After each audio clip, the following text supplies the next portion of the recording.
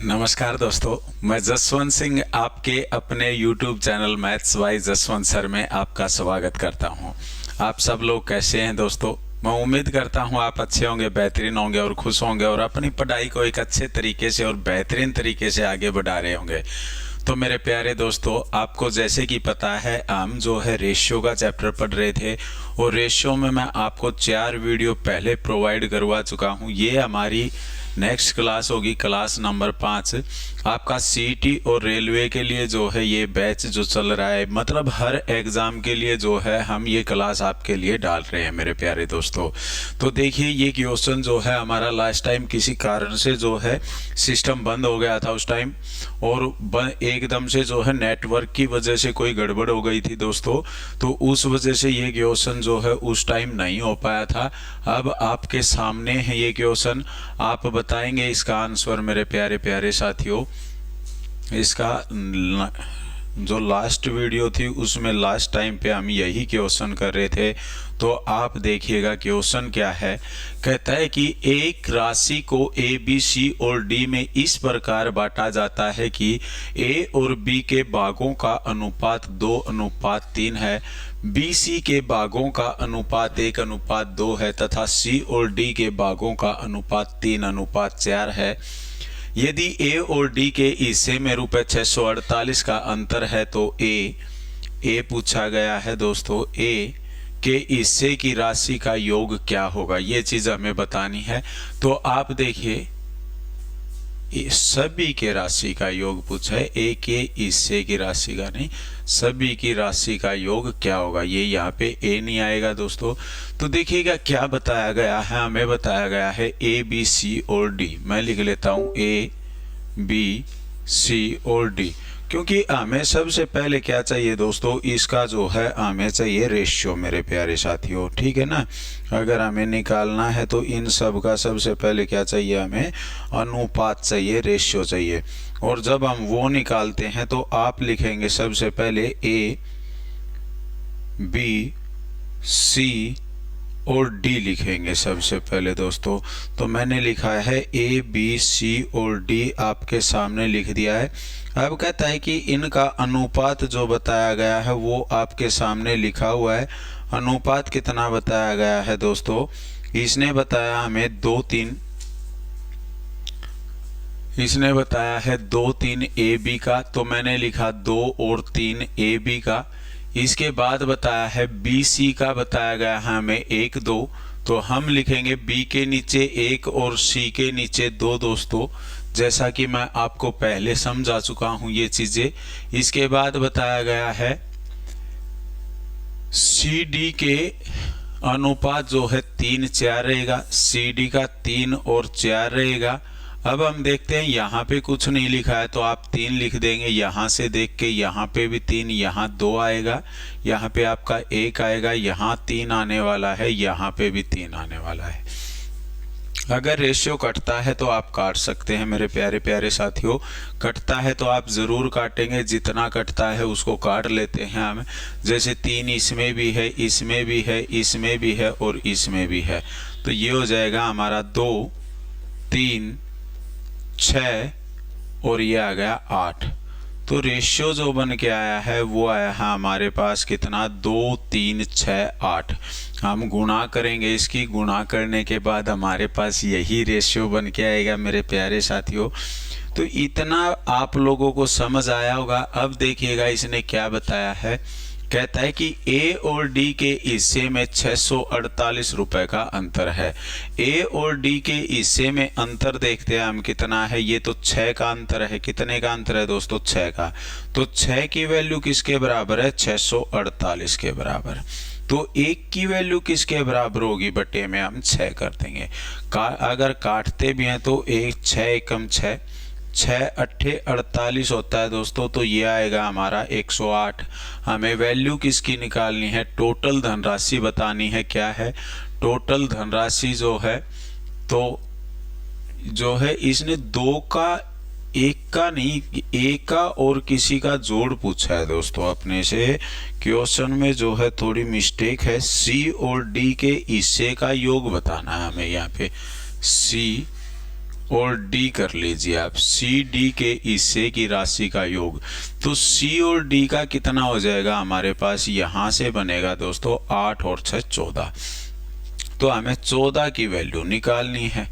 कितने की वैल्यू निकालेंगे आप, 14 की वैल्यू निकालेंगे। तो इसको जब आप गुना करेंगे मेरे प्यारे प्यारे साथियों 108 और 14 को, तो ये आएगा आपका कितना, 1512। कितना आएगा, 1512। तो इस तरह जो है आप इस क्वेश्चन को करेंगे।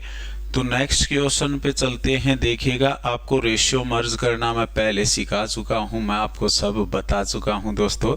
ये चीज अब आपको अच्छे से आती होगी मेरे प्यारे साथियों। चलते हैं नेक्स्ट पे, नेक्स्ट क्वेश्चन पे चलिएगा, क्या है देखते हैं। ये 26 नंबर क्वेश्चन आपके सामने है, बड़ा अच्छा क्वेश्चन है। आप बताइएगा इसका आंसर क्या रहने वाला है, कीजिए क्वेश्चन को। देखिए, कहता है कि एक पार्क में प्रवेश टिकट 7:9 के अनुपात में बढ़ाया गया, जिसके कारण फुटफॉल 13:11 के अनुपात में गिर गया। दैनिक संग्रह क्या है, यदि वृद्धि से पहले दैनिक संग्रह 2,27,500 रुपए था दोस्तों। कहता है, ध्यान से समझना है क्वेश्चन, एक पार्क में प्रवेश टिकट 7:9 के अनुपात में बढ़ाया गया। 7:9 के अनुपात में बढ़ाया गया है। इसका मतलब ये रहेगा कि पहले अगर 7 रुपए की टिकट लगती थी मेरे प्यारे दोस्तों, तो अब कितने की लगती है टिकट, 9 रुपए की लगती है। फिर कहता है 13:11 के अनुपात में जो है फुटफॉल का मतलब है कि वहां पे जो आदमी आते थे, जो लोग आते थे दोस्तों, वाटर पार्क है या पार्क में घूमने के लिए या देखने के लिए, तो 13:11 के अनुपात में गिर गया। मतलब पहले अगर 13 लोग आते थे तो अब 11 आदमी आते हैं, 13 की जगह 11। तो पहले टोटल रुपए कितना आता था, एक टिकट का मूल्य 7 रुपए, टोटल आदमी आते थे 13, तो 7 गुना 13, 13 से 91 रुपये जो है टोटल आते थे इसके पास। अब टिकट का मूल्य 9 रुपए, 11 आदमी आते हैं तो 99 रुपए इसके पास आते हैं। ये है पहले के, ध्यान रखना आप लोग, ये है पहले के दोस्तों, और ये बताए गए हैं अब के, ये बताए गए हैं अब के। इतनी बात समझ में आई है आप लोगों को। तो आप देखिएगा पहले कितने रुपए इकट्ठे होते थे, 91 रुपए, लेकिन क्वेश्चन में बताया है 91 रुपए नहीं, 2,27,500 रुपए होते थे।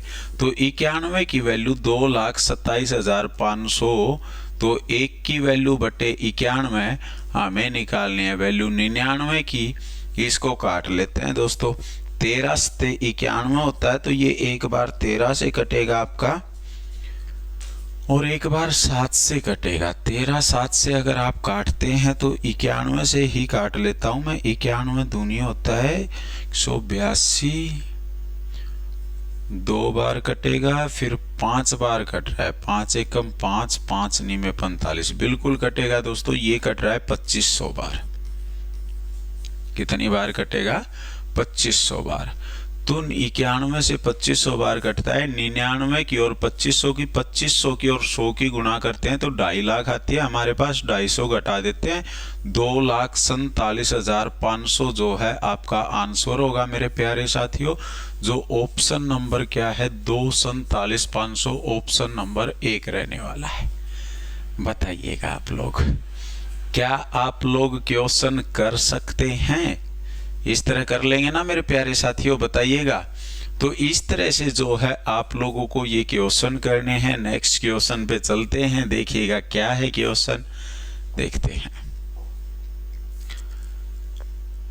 ये क्वेश्चन लीजिए मेरे प्यारे साथियों। कहता है कि वातानुकूलित स्लीपर और साधारण शयनयान श्रेणी के रेलवे किराया 4:1 में है। वातानुकूलित स्लीपर का मतलब है एसी डब्बे दोस्तों, ठीक है, और साधारण शयनयान रेलवे किराया, अच्छा, ये यहाँ पे जो है, हाँ ठीक है, किराया 4:1 में है। वातानुकूलित शयनयान और साधारण शयनयान श्रेणी के यात्रियों की संख्या 3:25 के अनुपात में है। यदि कुल संग्रह 74,000 रुपये था तो कितना किराया वातानुकूलित स्लीपर के यात्रियों ने भुगतान किया। देखिए दोस्तों, एक तो एसी डब्बे मान लेता हूं मैं, वातानुकूलित जो बोल रहा है एसी मान लेते हैं हम जो भी हैं यहाँ पे, और ये यहाँ पे कुछ जर्नल डब्बे मान लेता हूँ जो साधारण शयनयान बोल रहा है, जर्नल लिख लेते हैं हम। बात समझ में आई है? तो अब इसने बताया कि साधारण शयनयान यानी वातानुकूलित स्लीपर और साधारण शयनयान श्रेणी का किराया 4:1 में है कि यहाँ पे अगर 4 रुपए किराया लगता है तो यहाँ कितना लगता है, 1 रुपए लगता है। ये रेशियो बताया गया है। फिर कहता है यहाँ के जो यात्री हैं 3:25 में है, 3 और 25 में है। अगर 3:25 में है तो एसी वाले जो डब्बे हैं उसमें 3 आदमी सफर करते हैं, तो जर्नल में कितने करते हैं, 25 आदमी सफर करते हैं। इतनी बात समझ में आई है? 4 तिये 12, 25 एकम 25। तो एसी डब्बे से टोटल रुपए जो आते हैं वो आते हैं 12 मेरे प्यारे साथियों, क्योंकि 4 आदमी 4 रुपए देते हैं, आदमी 3 सफर करते हैं, एक टिकट का 4 रुपए, 3 आदमी आते हैं तो 12 रुपए टोटल हो गए। यहाँ पे 1 रुपए लगता है, लेकिन इस डब्बे में 25 आदमी जाते हैं तो रुपए 25 आए हैं। इसने बताया हमसे यदि कुल संग्रह 74,000 है, लेकिन कुल संग्रह तो कितना हुआ है, 37 रुपए हुआ है। एक से ट्रेन का टोटल संग्रह जो हुआ है वो 37 रुपए, क्योंकि 12 और 25 रुपए आए हैं जो कितने होंगे, 37 जोड़ने के बाद। और 37 यूनिट की वैल्यू किसके बराबर बताई गई है हमें, 74,000 के बराबर। तो 1 की वैल्यू किसके बराबर होगी, बटे में आप 37 लिख देंगे, 37 तक काट देते हैं तो 1 की वैल्यू आई है 2,000 हमारे पास। इसने पूछा है वातानुकूलित स्लीपर से, वातानुकूलित स्लीपर से रुपए कितने आ जाएंगे, 12 गुना में 2,000 जब आप करेंगे तो ये कितने आ गए दोस्तों, 24,000 रुपए। तो कितने आएंगे, 24,000 रुपए। जो ऑप्शन नंबर आपका कितना रहने वाला है, ऑप्शन नंबर हमारा रहने वाला है दोस्तों सी। बताइएगा, शाबाश, कर सकते हैं ना। बड़ा आसान सा क्वेश्चन था, बहुत ही आसान, हाँ बिल्कुल आसान था ना, कर लेंगे आप। ट्राई करते रहिए दोस्तों, क्वेश्चन बड़े अच्छे हैं, एग्जाम में ऐसे क्वेश्चन आते हैं, आप देखना। एक आदमी ने अपनी संपत्ति का बंटवारा किया ताकि उसके बेटे के हिस्से, उसकी पत्नी के हिस्से और पत्नी के हिस्से और उसकी बेटी के हिस्से दोनों अनुपात 5:2 में है। अगर बेटी को बेटे से 29,400 रुपए कम मिलते हैं तो पूरी संपत्ति का मूल्य क्या है। पूरी संपत्ति का मूल्य आप लोगों को बताना है। देखिएगा क्या है, एक आदमी ने अपनी संपत्ति का बंटवारा किया, उसने अपने बेटे, बेटा बताया है, मैं सन लिख देता हूँ, पत्नी बताई है वाइफ, और बेटी बताई है डॉटर। इनका रेशियो बताया दोस्तों 5:2 का। किसका, बेटा और पत्नी के जो हिस्से हैं वो 5:2 के हैं, और पत्नी और बेटी जो है उसका भी 5:2 का है। इस चीज का आप थोड़ा सा ध्यान दीजिएगा, गलती नहीं करनी आप लोगों को। तो यहाँ पे कितना आने वाला है दोस्तों, 2 रखेंगे, यहाँ कितना रखेंगे, 5, 2 दूनी 4, 5 दूनी 10 और 5 पंजे 25। तो रेशियो ये रहा हमारे पास कि बेटा 25 रुपए लेता है, पत्नी 10 रुपए लेती है, और बिटिया कितने लेती है दोस्तों, 4 लेती है। इतनी बात समझ में आई है।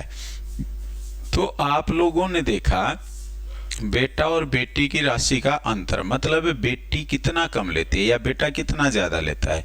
तो यहां से वैल्यू आई 21, लेकिन 21 नहीं था, बताया गया है 29,400 था, 29,400 बताया गया है। बताइएगा, शाबाश।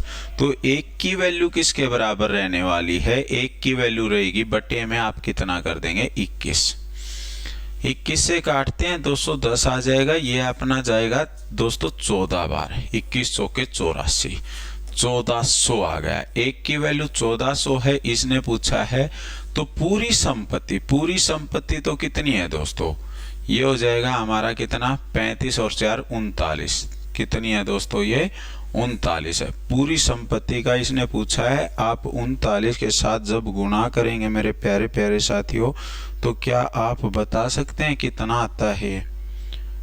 1400 गुणा में कर दे देंगे हम 39, तो ये आएगा 5000, 5 तो 54, ये 54,600 बनेगा मेरे प्यारे साथियों। कितना बनेगा, 54,600 आएगा। ठीक है, गुणा आप कर सकते हैं, या फिर आप यहाँ से ये चीज देख लीजिए दोस्तों। 4 और 1 5, 9 और 3, 9 हटा देते हैं, 3 बचेगा। यहाँ से 9 3 12 का मतलब 3, 5 3 15, 6 डिजिटल सम आना चाहिए, 6 आना चाहिए। तो यहाँ से 9 कट जाता है, 6 आएगा। इनका डिजिटल सम 6 आएगा दोस्तों। तो यहाँ से इसका डिजिटल सम 6 आता है, इसका 7 8 5 13, 4 8 5 13, हाँ ये नहीं होगा, 5 15 16, 6 इसका आ रहा है दोस्तों। ठीक है, 6 7 8 8 13 ये भी नहीं होगा। ये तो डिजिटल सम से कट ही रहे हैं, आपका ये बनेगा नहीं आंसर, यही आएगा दोस्तों, 54,600 हो जाएगा। तो आप इस तरह जो है क्वेश्चन को कर सकते हैं, डिजिटल सम लगा के आप क्वेश्चन को देख सकते हैं, डिजिट का सम से चेक कर सकते हैं आप लोग। यहाँ पे अब क्या है ये क्वेश्चन देखिएगा आप।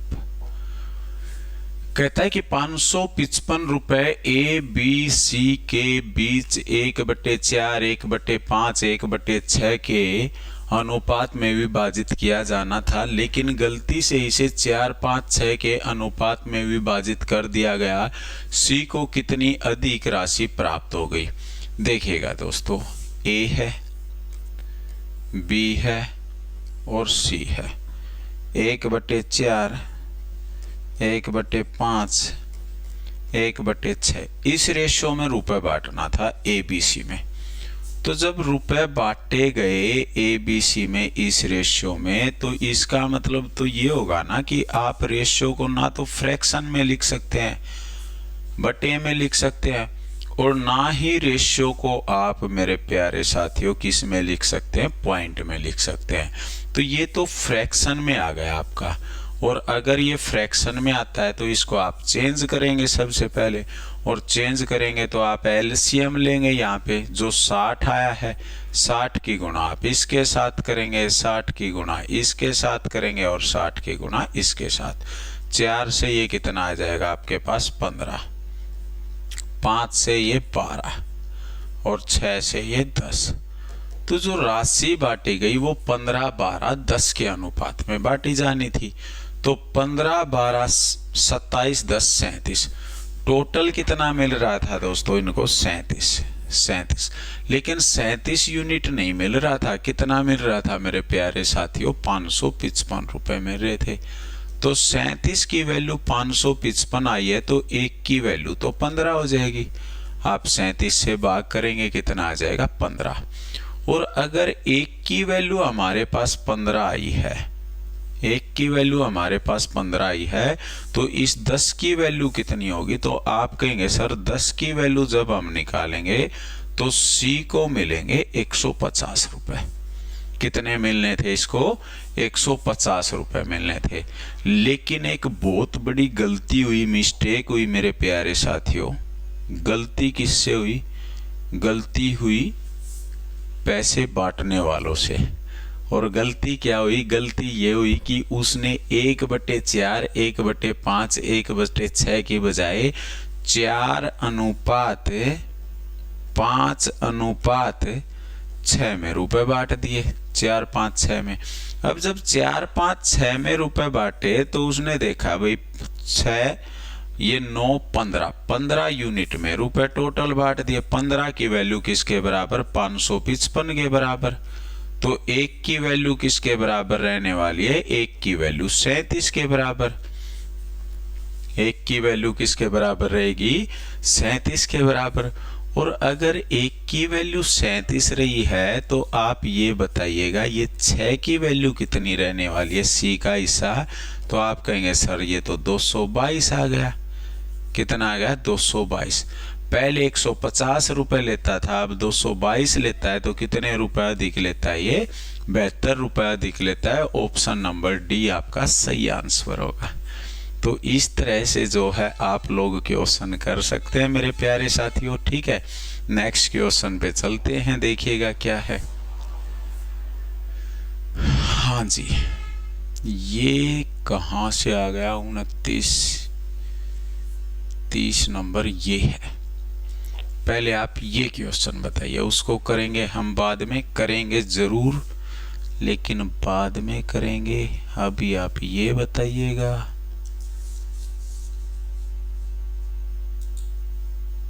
बता दीजिए।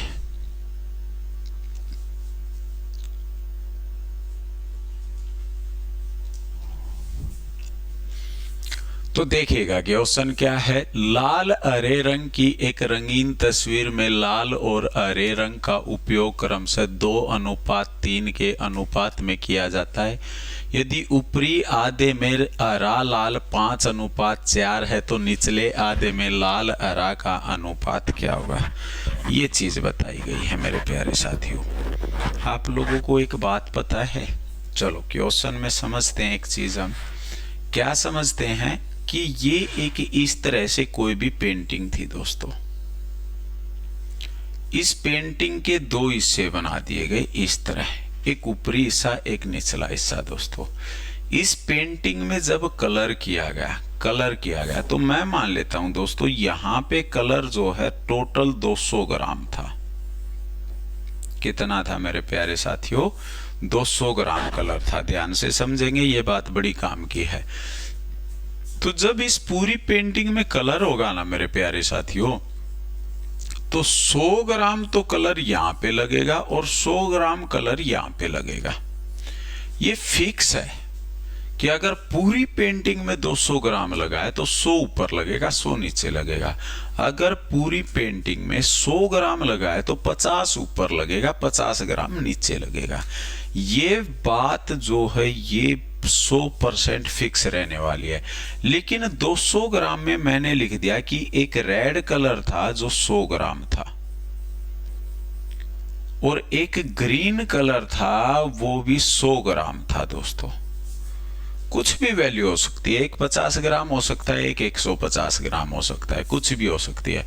तो यहां पे मैंने जो है मेरे प्यारे साथियों, यहां पे लिख दिया कि जो ये रेड वाला है, रेड, ये 70 ग्राम लगाया गया, 70 ग्राम। तो ग्रीन वाला कितना लगेगा? 30 ग्राम। कितना लगेगा? 30। तो यहां रेड कितना हो जाएगा? 30 और यहां ग्रीन कितना हो जाएगा? 70। मतलब यहां पे जोड़ 100 रहना चाहिए, यहां पे जोड़ भी 100 रहना चाहिए। ऊपर जितना यूज हुआ है नीचे उतना ही होना चाहिए। मतलब एक हिस्से में जितना कलर यूज होता है दूसरे हिस्से में उतना ही होगा और पूरी पेंटिंग में उसका डबल होगा। यहाँ पे 100 ग्राम हुआ है तो इसका डबल पूरी पेंटिंग में 200 ग्राम होगा। बात समझ में आई है? अब आप क्वेश्चन समझिएगा, क्वेश्चन में क्या कहता है। ये चीज थी समझाने के लिए सिर्फ दोस्तों। इसने बताया कि इस पूरी पेंटिंग में जो कलर यूज किए गए हैं वो कुछ इस तरह से किए गए हैं। मैं 100-200 में साफ कर देता हूं यहां से। अब आप बात समझिएगा। इन्होंने बताया लाल हरे रंग की एक रंगीन तस्वीर में लाल हरे रंग का उपयोग, लाल और हरे रंग का उपयोग रेड और ग्रीन का 2:3 में किया गया है। 2:3 में किया गया है। यदि ऊपरी आधे में हरा लाल बताया तो आप रेड ग्रीन लिखिए। देखिए हरा लाल कितना था? 5-4। तो लाल हरा कितना होगा? 4 और 5 होगा। यहां पे जो है सेम रख लिया हमने। तो निचले आधे में लाल हरा बताना है हमने। तो दोस्तों एक बात बताइएगा आप, यहां से छोटी सी मेरे को मैं लिख देता हूं कि पूरी जो पेंटिंग थी पूरी, उसमें एक रेड था और एक ग्रीन था जिसका रेशियो 2:3 था। और आधे हिस्से में जो था वो कितना था हमारे पास, 4:5 था। 4:5 रेड ग्रीन का लिखा है दोस्तों। इस लैंग्वेज को अच्छे से समझिएगा। ये हरा लाल है, मैं लाल हरा लिख रहा हूँ, इसलिए इसको पलट के लिख रहा हूँ, चेंज करके लिख रहा हूँ। ठीक है साथियों। हाँ, तो अब देखिएगा, यहाँ से मैंने एक चीज यहाँ से ये नोटिस की मेरे प्यारे साथियों, कि अगर मैं ये चीज देखता हूं कि पूरी पेंटिंग में टोटल कलर कितना लगा, तो आप कहेंगे सर 2 ग्राम तो लगा रेड वाला, या 2 किलोग्राम, कुछ भी है, ग्राम किलोग्राम जो भी दिया गया है, और ये कितना लगा दोस्तों, 3 लगा। तो ये तो 5 लगा, और ये 4 5 9 लगा।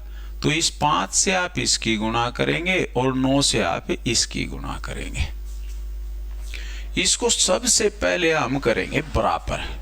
क्या करेंगे, बराबर करेंगे। और बराबर करने के बाद ये आ गया हमारे पास 9 दूनी 18 और 9 तिये 27, और ये आ गया 4 पंजे 20 और 5 पंजे 25। अब बताइए 18 27 कितना होता है, 45। 20 25 कितना होता है, 45। मतलब दोनों 45 45 हो गए दोस्तों। लेकिन ये आधी पेंटिंग का है आपका, ये पूरी पेंटिंग का है। पूरी पेंटिंग का है तो ये डबल नहीं हो जाएगा, अभी बताया था मैंने। और अगर ये डबल होता है तो ये कितना हो जाएगा, मैं एक बार और लिख लेता हूं, 36 हो जाएगा। 27 दूनी 54 हो जाएगा। ये 20 रहेगा, ये आपका 25 रहने वाला है। इतनी बात आप लोगों को समझ आई है, बताइएगा। पूरी पेंटिंग में 36 ग्राम, आधी में 20 ग्राम, तो बचा कितना, 16। ये पूरी पेंटिंग में 54, आधी में 25, तो बचा कितना, 29। तो 16:29 जो है आपका सही आंसर रहने वाला है। इस तरह से जो है आप इस क्वेश्चन को करेंगे। ठीक है मेरे प्यारे साथियों, इस तरह से आप इस क्वेश्चन को कर सकते हैं। आपको ध्यान रखना है, क्वेश्चन एग्जाम में सिर्फ इतना सा करना था आप लोगों को। आप 2 रखेंगे, 3 रखेंगे, 4 रखेंगे, 5 रखेंगे। आप देखेंगे 5 है तो 5 की गुणा आप इनके साथ कर देंगे। यहाँ पे 9 है तो 9 की गुणा आप इनके साथ कर देंगे। फिर इसको आप एक बार डबल और कर देंगे। ये चीज इसकी गुणा करेंगे, 9 दूनी 18, 18 दूनी 36 आ जाएगा। 9 तिये 27 दूनी 54 आ जाएगा। 5 चौके 20 आ जाएगा। 5 पंजे 25 आ जाएगा। ये 16 आ गया, ये 29। इससे ज्यादा कुछ नहीं लिखना है आप लोगों को। आई है बात समझ में? बिल्कुल आएगी दोस्तों। जब आप करेंगे इन चीजों को तो ये बिल्कुल आपके समझ में भी आएंगी, और आप एग्जाम में भी करोगे, और आपका एग्जाम क्लियर भी होगा, और आप हमारे लिए अच्छी सी मिठाई लेके भी आएंगे। ठीक है मेरे प्यारे साथियों, तो अब चलते हैं क्वेश्चन नंबर 31 पे, हम 31 पे। मैं इंपॉर्टेंट क्वेश्चन आप लोगों को कराऊंगा बस दोस्तों, ठीक है ना। कंसेप्ट आप लोगों को समझा दूंगा, प्रैक्टिस आप लोगों को करनी है। किसी भी प्रकार की मेरी अगर आपको सहायता है तो वो आप बिल्कुल ले सकते हैं दोस्तों। मुझसे कांटेक्ट करना चाहते हैं आप, मेरे से कमेंट्स में मैसेज कीजिए, मैं आपके पास नंबर सेंड कर दूंगा दोस्तों। ठीक है, देखिए 2 व्यक्तियों की आय का अनुपात 5:3 है, जबकि उनके व्यय का अनुपात 9:5 है। यदि वे क्रम से 1300 रुपए और 900 रुपए बचाते हैं तो प्रत्येक की आय ज्ञात करें। प्रत्येक की इनकम ज्ञात करने। मेरे प्यारे साथियों, क्या आप लोग बता सकते हैं क्वेश्चन में? बता सकते हैं तो आप बताइएगा मेरे प्यारे प्यारे साथियों।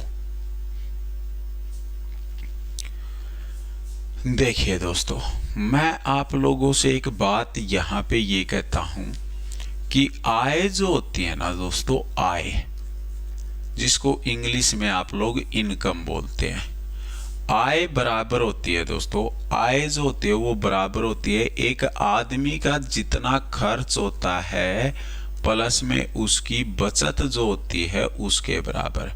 मतलब एक्सपेंडिचर प्लस में क्या हो जाएगा दोस्तों, सेविंग हो जाएगी।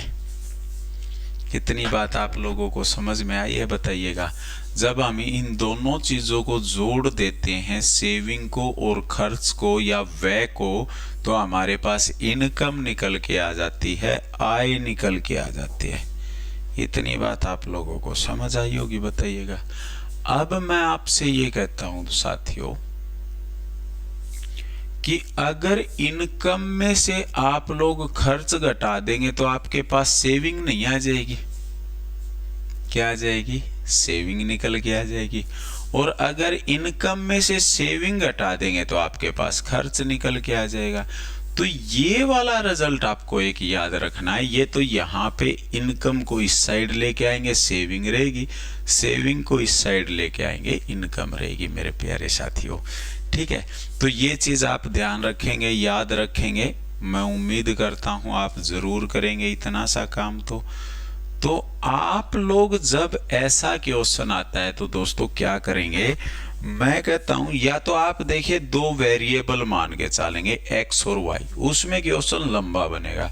तो आप एक वेरिएबल मान लीजिए सबसे पहले, या तो एक वेरिएबल मानते हैं तो मैं यहां पे लिख देता हूं सबसे पहले, दो व्यक्तियों की इनकम का अनुपात, आय का अनुपात 5 अनुपात कितना बताया गया है? 3 बताया गया है। ये है 5-3 अनुपात इनका दोस्तों। अब बताया गया है कि जो इनकी सेविंग है, सेविंग नहीं सॉरी, खर्च जो है, खर्च का अनुपात जो है वो कितना है? 9 अनुपात 5 है। 9 अनुपात 5 रहने वाला है। अब कहता है ये 1300 रुपए बचाते हैं, मतलब सेविंग जो रहने वाली है वो इसकी 1300 रुपए है दोस्तों, और इसकी 900 रुपए है। तो मैं कहता हूं दोस्तों ये 5x रुपए मान लेते हैं, ये 3x रुपए मान लेते हैं एक बार के लिए। 5x और कितना मान लेता हूं मैं? 3x रुपए मान लेता हूं। तो अब आप मेरे को सिर्फ इतना सा बता दीजिएगा दोस्तों, एक आदमी 5x रुपए तो कमाता है, रुपए 5x, मतलब क्योंकि ये रेशियो बताया था तो x मान लिया। 1300 रुपए बचाता है। अगर मैं उसकी बचत माइनस कर देता हूं, बचत, तो उसका खर्च बचेगा। दूसरा आदमी 3x कमाता है, 900 रुपए खर्च बचाता है, तो उसका जो अपने पास रेशियो बताया गया है 9-5 बताया गया है, मतलब इसकी इनकम में से जब आप 1300 रुपए घटा देते हैं और इसकी इनकम में से आप 900 रुपए सेविंग के घटा देते हैं, घटाने के बाद जो संख्याएं आती हैं उनको काटते हैं तो वो 9/5 यानी 9 अनुपात 5 के अनुपात में बन जाती है। ठीक है दोस्तों, इतना आप लोग कर सकते हैं। अब 5 को इस साइड लेके आता हूं मैं, ये हो जाएगा 5 पंजे 25x माइनस 13 पंजे 6500 बराबर 9 तिया 27x माइनस 9 निमे 8100। अब आप क्या करेंगे दोस्तों, इस 25x को इस साइड ले जाइए, इसको इस साइड ले आइए आप। तो आप कहेंगे सर माइनस का 6500 रहेगा, ये प्लस का 8100 हो जाएगा। जब माइनस की संख्या इस साइड होगी प्लस की हो जाएगी दोस्तों। ये 27x था, ये 25x इस साइड जाके माइनस का 25x बन जाएगा। यहां से हमने देखा 8100 में से 6500 गए तो ये आ गया हमारे पास कितना दोस्तों? 1600। 27x में से 25x गए 2x, तो x बराबर आप कहेंगे 800 आया सर। और x बराबर अगर 800 आया है हमारे पास तो 5x 5 8 40 4000 रुपए हैं, और 8 तिया 24 इसके रुपए हैं 2400। तो इनकम पूछी गई थी किसकी दोस्तों? बचाते हैं तो प्रत्येक की आय ज्ञात कीजिए। अगर प्रत्येक की पूछी गई है तो ये जो पहला व्यक्ति है वो रुपए कमाता है कितने, इनकम कितनी है? 4000 रुपए, और दूसरे की कितनी है दोस्तों? 2400 रुपए है। इतनी बात आप लोगों को समझ आई होगी, बताइएगा, शाबाश। अब आप लोग इस तरह x मान के क्वेश्चन नहीं करेंगे दोस्तों, नहीं करना है आप लोगों को। आप क्या करेंगे, आप जो है यहाँ पे x नहीं, आप सिर्फ इतना लिखेंगे कि सबसे पहले लिखेंगे आप इनकम, उसके बाद इन दोनों चीजों में से जिसका रेशियो बताया गया वो लिखेंगे। जो संख्या बताई गई है उसको लास्ट में रख देंगे आप। यहां से 9 तिया कितना आ गया 27, इनकी आर पार गुणा करेंगे। 5 पंजे कितना आ गया हमारे पास 25, 9 निम में कितना आ रहा है दोस्तों 81, और 13 पंजे कितना आ रहा है दोस्तों 6500। तो इन दोनों का अंतर लेंगे और इन दोनों का अंतर बराबर होगा हमेशा। तो ये कितना आ गया, 2 की वैल्यू आ गई आपके पास किसके बराबर 1600 के बराबर, क्योंकि इनका 2 का अंतर इनका 1600 का अंतर। तो 2 की वैल्यू अगर 1600 रही है तो 1 की वैल्यू कितनी रहेगी 800, और अगर 1 की वैल्यू 800 तो 8 पंजे 40, ये 4000 रुपए कमाएगा, और 8 तिया 2400, ये 2400 रुपए कमाएगा। बताइएगा दोस्तों, इस तरह जो है आप इस क्वेश्चन को करेंगे। ये क्वेश्चन रहने वाला है, नेक्स्ट वाला जो रहने वाला है वो रहेगा दोस्तों ये वाला क्वेश्चन, बिल्कुल सेम है। ये क्वेश्चन रहने वाला है मेरे प्यारे प्यारे साथियों आप लोगों के लिए। तो आज हम इस वीडियो में इतना ही पढ़ेंगे मेरे प्यारे साथियों, ठीक है। किसी टेक्निकल वजह से 3 दिन में क्लास नहीं डाल पाया क्योंकि सिस्टम में कोई प्रॉब्लम आ गई थी। अब हमारा सिस्टम बिल्कुल ओके है, कोई दिक्कत नहीं आएगी। मैं रेगुलर क्लास लेके आऊँगा, तो आप चैनल को सब्सक्राइब कर ले मेरे प्यारे साथियों। सीईटी की तैयारी कर रहे हैं, एचएसएससी की, एसएससी की, रेलवे की, किसी भी कंपटीशन एग्जाम की अगर आप लोग तैयारी कर रहे हैं तो हमारे चैनल को सब्सक्राइब करें मेरे प्यारे साथियों, ठीक है।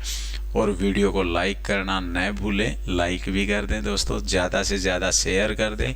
आप लोगों की मुझे बहुत ज़रूरत है अभी, आप वीडियो को ज़्यादा से ज़्यादा शेयर कीजिए। तो मिलते हैं नेक्स्ट वीडियो में मेरे प्यारे साथियों, तब तक के लिए जय हिंद, जय भारत, वंदे मातरम दोस्तों।